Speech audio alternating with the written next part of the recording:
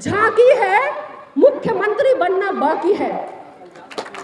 जो इंसान 17 महीने में 5 लाख रोजगार दे सकता है, वह सोचिए कि वो बिहार की तस्वीर बदल सकता है या नहीं बदल सकता। मोदी जी वाला रोजगार मिला? नहीं मिला। महंगाई कम हुआ? वो भी नहीं हुआ। गैस चूल्हा, सरसों तेल, दाल, चीनी, चावल रेट में कम हुआ? ठगा गई तो अब की फिर ठगाना है। जो वादा करके नौकरी नहीं दे पाया, जो वादा करके महंगाई कम नहीं कर पाया, जो वादा करके किसानों की आय दुगनी नहीं कर पाया, जो वादा करके आवास नहीं दे पाया, उसके साथ तो नहीं जाना। क्या बोला गया था जब 400 का सिलेंडर था? तो क्या बोला गया था? बहुत हुआ महंगाई की मार, अब की बार मोदी सरकार। तो 400 का सस्ता सिलेंडर महंगा करके 1200 का कर। हिंदू है वो सोमवार को शिव की पूजा करे, मंगल को महावीर की पूजा करे, बुध को गणेश जी की पूजा करे, गुरुवार को भगवान विष्णु की पूजा करे, सरस्वती मैया की पूजा करे, संतोषी मैया की पूजा करे। भैया ये हमारा व्यक्तिगत मसला है। ये तुम बताओ कि तुमने जो वादा किया उस पर तो वोट मांगते नहीं हो। ये धर्म की लड़ाई लगवा के क्यों वोट मांगते? सीता मैया को काहे छोड़ दिया मिथिला में? वहां भी तो कुछ करते। जय श्री राम बोलते हो, जय सिया राम काहे नहीं बोलते? इस बात को समझने की जरूरत है।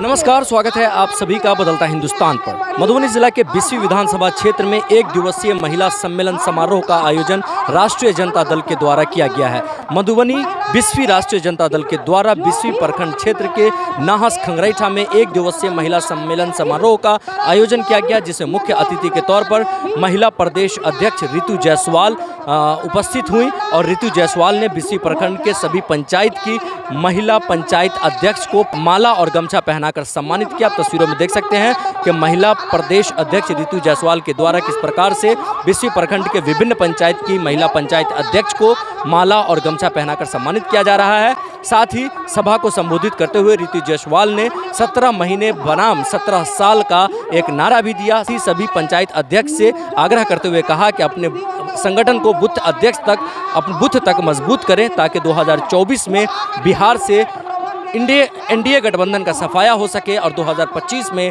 तेजस्वी यादव बिहार के मुख्यमंत्री बन सके। सभा को संबोधित करते हुए ऋतु जायसवाल ने क्या कुछ कहा, सुने आप भी।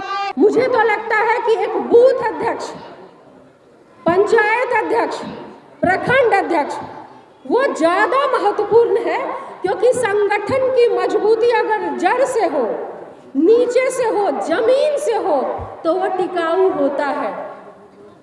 तो संगठन को टिकाऊ बनाने के लिए, मजबूत बनाने के लिए आप लोगों की भूमिका बहुत महत्वपूर्ण है।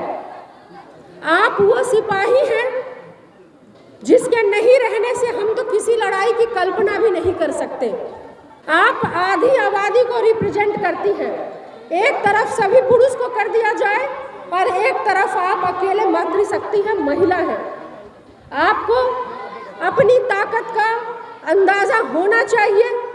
आप वो शक्ति हैं जो सरकार बना सकती है और सरकार गिरा सकती है।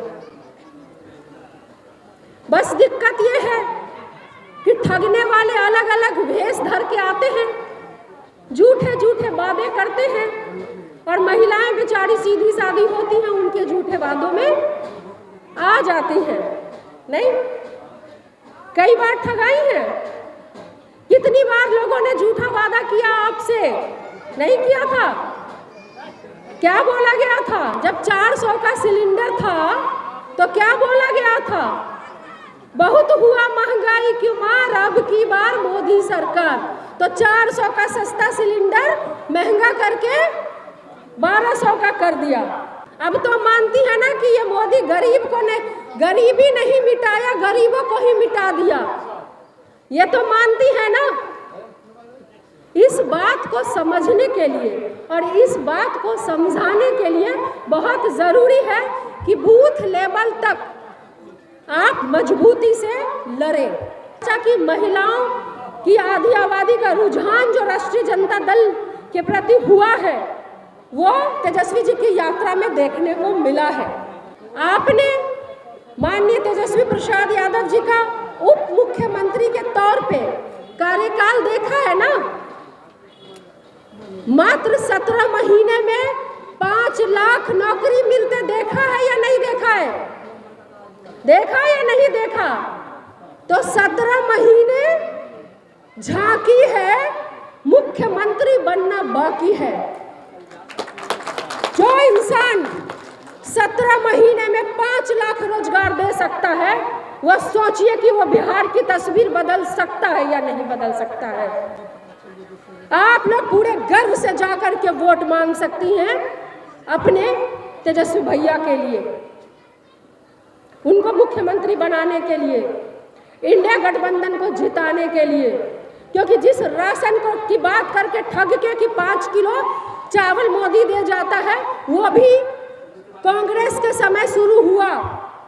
खाद्य सुरक्षा योजना वो कांग्रेस की दी हुई है। आप पे, आपके जिस चीज पे आपका अधिकार है, वो कोई भी सरकार आएगी उसको देना पड़ेगा। तो वो अधिकार आपसे कोई छीन नहीं सकता। लेकिन एक तरफ मात्र 17 महीने के कार्यकाल में 5 लाख रोजगार नौकरी देने वाला युवा है, और दूसरी तरफ झूठा वादा करने वाला बैठा है केंद्र में। बोला था 2 करोड़ रोजगार देंगे प्रति वर्ष, तो आज के दिन में कितना होता? 20 करोड़। और वो 20 करोड़ अगर मिला होता तो आप सबके बाल बच्चों में से किसी न किसी को तो मिला होता। मिला? मोदी जी वाला रोजगार मिला? नहीं मिला। महंगाई कम हुआ? वो भी नहीं हुआ। गैस चूल्हा, सरसों तेल, दाल, चीनी, चावल रेट में कम हुआ? ठगा गई, तो अब की फिर ठगाना है। जो वादा करके नौकरी नहीं दे पाया, जो वादा करके महंगाई कम नहीं कर पाया, जो वादा करके किसानों की आय दुगनी नहीं कर पाया, जो वादा करके आवास नहीं दे पाया, उसके साथ तो नहीं जाना है ना। इसी बात को समझना है और समझाना है। और जो वादा पूरा नहीं कर पाया, वो अब उसके पास साजिश के अलावा कोई चारा नहीं है। वो तो तरह तरह के झूठे प्रलाप करेगा। एक बात समझिएगा, राजनीति का सबसे गिरा हुआ स्तर उस वक्त हो जाता है जब राजनीति में धर्म को लाया जाता है।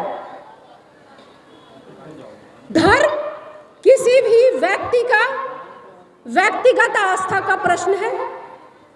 अगर कोई हिंदू है, वो सोमवार को शिव की पूजा करे, मंगल को महावीर की पूजा करे, बुध को गणेश जी की पूजा करे, गुरुवार को भगवान विष्णु की पूजा करे, सरस्वती मैया की पूजा करे, संतोषी मैया की पूजा करे। भैया, ये हमारा व्यक्तिगत मसला है। ये तुम बताओ कि तुमने जो वादा किया उस पर तो वोट मांगते नहीं हो, ये धर्म की लड़ाई लगवा के क्यों वोट मांगते हो? धर्म अलग मुद्दा है।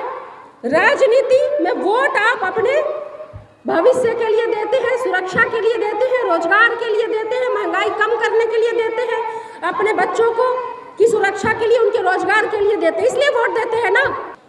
चुनाव आएगा तो नेता लोग आएगा वोटवा मांगने, बोलेगा अयोध्या में मंदिर बनवाए, बहुत बढ़िया, हमारा पूरा आस्था है, राम हमारे दिल में है। कॉपीराइट मत मारो उस पे, किसी पार्टी का कॉपीराइट नहीं है किसी राम पे। वो राम हमारे कण-कण में है, वो सभी हिंदू के कण-कण में है। तुम ये बताओ कि तुम अयोध्या के नाम पर जो यहाँ पर वोट मांग रहे हो, मंदिर वहाँ बना तो वहाँ पर ओला उबर चलेगा, वहाँ पे होटल खुलेगा, वहाँ के नौजवानों को रोजगार मिलेगा। हमारा सीता मैया को काहे छोड़ दिया मिथिला में? वहाँ भी तो कुछ करते। जय श्री राम बोलते हो, जय सिया राम काहे नहीं बोलते? इस बात को समझने की जरूरत है। ये धर्म के नाम पे जो झगड़ा लगाते हैं, जो भगवान पे अपना कॉपीराइट मानते हैं, क्योंकि वो अपनी नाकामयाबी को छुपाते हैं। एक हारा हुआ आदमी, जो झूठा आदमी, वादा पूरा नहीं करने वाला पार्टी, वो तो धर्म के नाम पे लड़ाएगा। इस बात को समझने की ज़रूरत है। और जिस दिन आप महिलाएं इस बात को समझ लेंगी, उस दिन धर्म के नाम पे लड़ाई बंद हो जाएगी। यह हिंदुस्तान है, यहाँ पे सभी धर्म और मजहब के लोग बड़े प्यार से रहते हैं।